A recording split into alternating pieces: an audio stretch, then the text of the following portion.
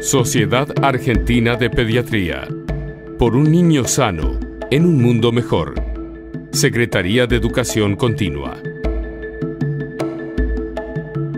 PRONAP 2014. Tema: Burnout.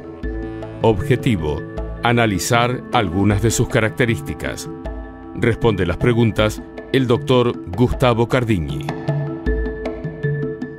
El doctor Gustavo Cardigni es médico pediatra terapista intensivo, médico principal de la Unidad de Cuidados Intensivos del Hospital Garrahan, expresidente de la Sociedad Argentina de Pediatría, presidente de la Subcomisión de Ejercicio Profesional de la Sociedad Argentina de Pediatría.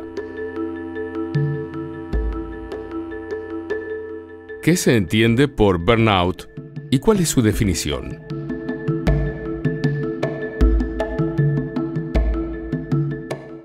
Bueno, el burnout es una respuesta prolongada a un estresor, a un estrés crónico, interpersonal y emocional en el trabajo. Es un proceso y esto es un tema importante de comprender y fue descrito en el año 1974 por Freudenberg, que en realidad observó una serie de sintomatologías en voluntarios que trabajaban con adictos y que al cabo de un año perdían su entusiasmo, se sentían desganados, faltos de actividad, y en el año 76 Christine Maslach fue la que lo definió como burnout, cuya traducción castellana es quemarse con el trabajo, dándole lo que se llaman las 3 dimensiones que han servido como base para poder interpretar y estudiar este síndrome, que son el agotamiento emocional, la despersonalización y la ineficacia. El agotamiento emocional implica una depresión de todas las reservas que el individuo tiene, es como sentirse vacío e imposible de poder reaccionar atendiendo al otro. La despersonalización es una manera de afrontar de manera patológica estas dificultades, con lo cual el otro se transforma en un individuo y la visión y la actitud es deshumanizada. Y finalmente la ineficacia tiene mucho que ver con la visión de la persona, que se ve con bajos sentimientos de realización personal, con una autoestima disminuida y con la sensación de que no puede cumplir con su trabajo. ¿Cuáles son las diferencias entre burnout y estrés?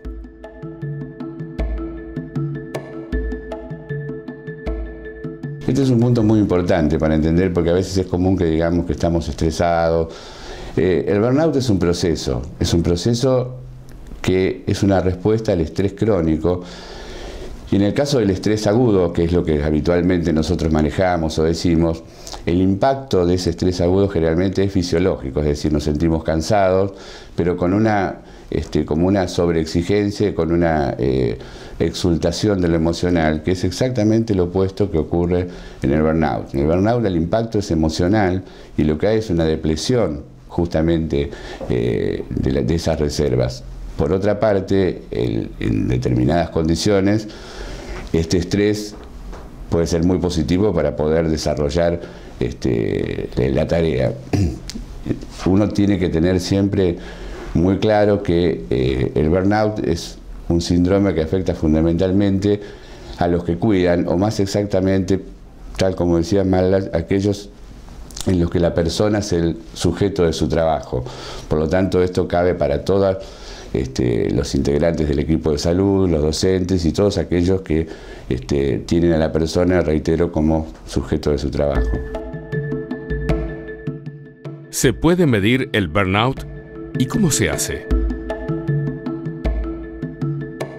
Bueno, Maslach diseñó lo que se llama el Maslach Burnout Inventory, que analiza estos 3 niveles, estas 3 dimensiones que estuvimos comentando. El agotamiento, la despersonalización y la realización personal, con una escala de una serie de puntos, y que si bien ha habido después una serie de modificaciones y nuevos scores de medición tratando de adaptarlo a poblaciones no sajonas, ha sido un poco la base para poder medir estas cuestiones. ¿El burnout se produce exclusivamente por cuestiones laborales? Las condiciones laborales son fundamentales para la producción del burnout, pero también es cierto que ha habido para esto distintos enfoques que incluyen la presencia de una personalidad del individuo. Es un poco como que no tiene burnout quien quiere, sino quien puede, en el sentido de que suele ser patrimonio de personalidades de las que se conocen como tipo A, digamos, que son muy autoexigentes, que buscan ser perfeccionistas, que buscan tener éxito en su trabajo, que están permanentemente activas buscando el resultado. Y un poco hay una frase que se suele decir, es que hay que arder para quemarse, digamos, ¿no? O sea, tratando de rescatar justamente estas grandes expectativas que el individuo tiene, que muchas veces no se ven realizadas por una serie de razones. Y por supuesto que la organización laboral tiene una enorme responsabilidad en la producción de esta enfermedad, porque ya dijimos que más allá de los factores personales, esta es un síndrome que tiene que ver con las relaciones en el trabajo. Y ahí entran a jugar una serie de factores que son muy importantes, como la sobrecarga laboral, que es uno de los elementos que ha sido claramente relacionado con la producción del burnout, es decir, el exceso de trabajo hace que el individuo no pueda responder justamente a estas autodemandas, inclusive, no solo a las que le demanda la propia organización. La dificultad o la ambigüedad de roles que a veces tiene que jugar en una organización. El conflicto entre sus valores y los valores que a veces le puede imponer una organización. La retribución que el trabajador percibe es, por supuesto, un elemento muy importante que condiciona también su satisfacción, pero obviamente no es la única, ya como ya decíamos, no es la única situación.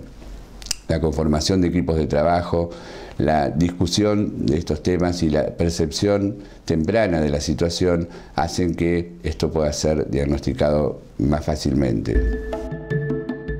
¿Cuáles son los signos precoces del burnout?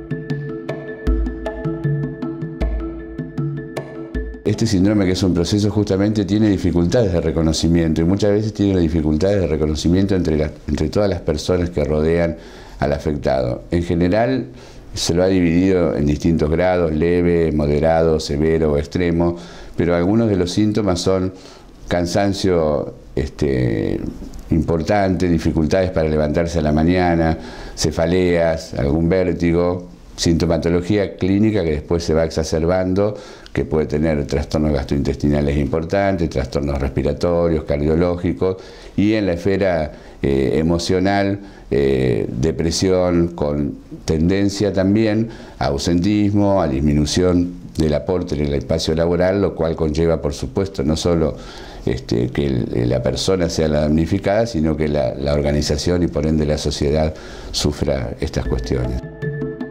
¿Cuáles son las estrategias de prevención? Bueno, uno podría dividir esto de dos maneras, pero fundamentalmente uno tiene que pensar que hay estrategias que tienen que ser individuales, otras grupales y otras de la organización que acoge ese individuo. Las estrategias individuales tienen que ver, por un lado, con el desarrollo o fomentar los hábitos de vida sana, los hobbies, la preservación de la actividad física como un elemento muy importante y que tiende a ser justamente desplazado cuando el individuo va profundizando sus problemas. Y desde el punto de vista de su trabajo, el empleado que está trabajando en una organización tiene que recibir la posibilidad de tener una educación en cuanto a tener un rol claro de trabajo, en cuanto a saber cuáles son las directivas y cómo desempeñarse para aprovechar el tiempo, que es otro de los conflictos que suelen tener las personas afectadas por este síndrome.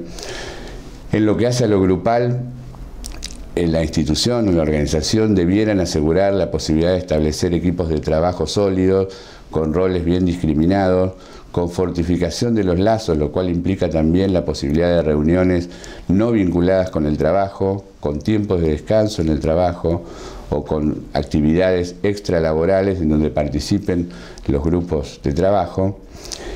Y desde el punto de vista de la organización, indiscutiblemente lo elemental son las reglas del juego con respecto a las condiciones laborales. Las condiciones laborales que van desde las más elementales, como son el confort, como son la posibilidad de poder descansar, de poder alimentarse, en el caso de quienes pasan mucho tiempo realizando esta tarea, de tener condiciones de higiene adecuadas, hasta los elementos para comprender las modificaciones que esa organización va produciendo, la incorporación de nueva tecnología, la posibilidad de formación y a su vez de retroalimentar toda esta información con un sistema que permita tratar adecuadamente a las personas.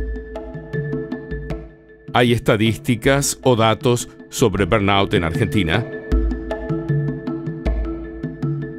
Bueno, este síndrome no está reconocido como una enfermedad en la lista de la ley de riesgo laboral, y esto hace que sea difícil tener cifras globales de lo que sucede con el burnout. Tenemos sí varios trabajos, fundamentalmente en el ambiente médico y docente, que revelan cifras variables que van entre el 20 y el 40% de burnout, lo cual es un porcentaje muy alto. En la Unión Europea se habla de que el 50% de las bajas por el trabajo se deben a esta condición.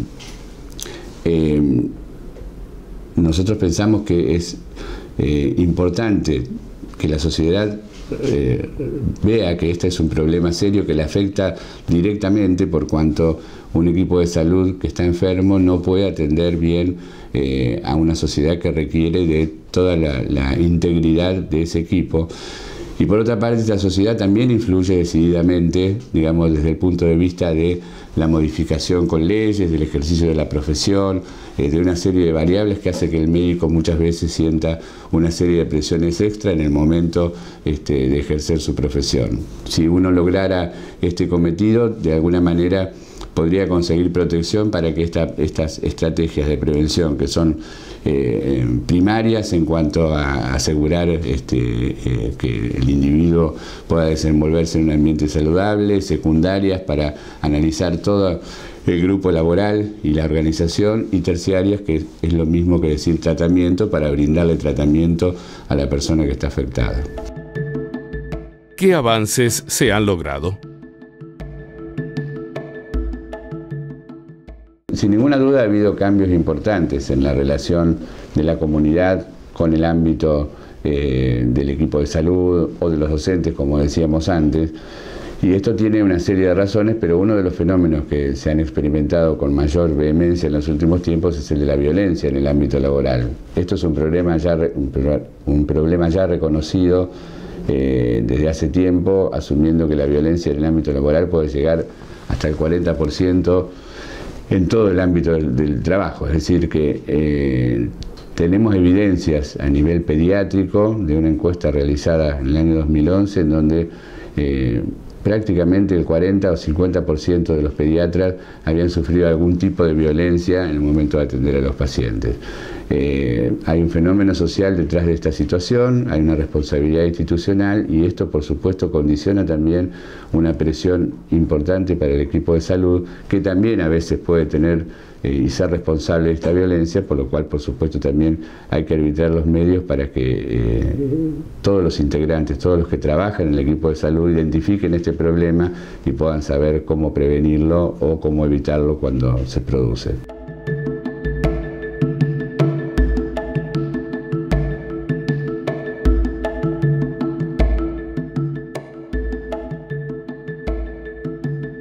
Sociedad Argentina de Pediatría, PRONAP 2014.